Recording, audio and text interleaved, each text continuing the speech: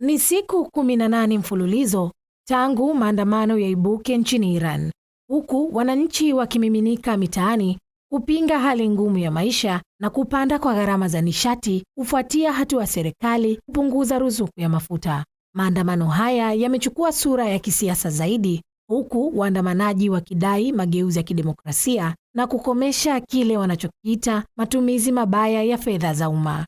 Ghasia hizo zimeripotiwa kushika kasi katika mji mkuu wa Tehran pamoja na miji ya Mashdad na Isfahan, ambapo biashara zimefungwa na kuta za baadhi ya majengo ya serikali zimepakwa maandishi ya kupinga utawala uliopo.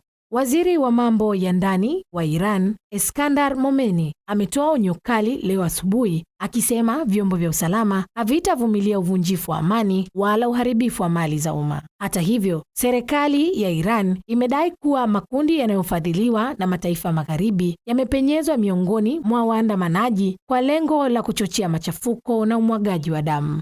Licha ya vitisho hivyo, serikali ya Iran imedokeza kuwa Rais Masoud Pezeshkian yuko tayari kufanya mazungumzo na makundi ya kijamii ili mradi maandamano yafanyike kwa mujibu wa sheria bila silaha. Wakati hayo yakiendelea, Rais wa Marekani ametoa tamko rasmi akilaani matumizi ya nguvu dhidi ya raia na kusisitiza kuwa jumuiya ya kimataifa inafuatilia kwa karibu namna Tehran inavyokabiliana na madai ya wananchi wake. Wachambuzi wa masuala ya kisiasa wamesema hatua hiyo inalenga kuzuia waandamanaji kuratibu harakati zao pamoja na kuzuia picha za ghasia kufika katika vyombo vya habari vya kimataifa. Rukia Mohamed, Kasri la Kikeke, Crown Media, Dar es Salaam. Crown Media.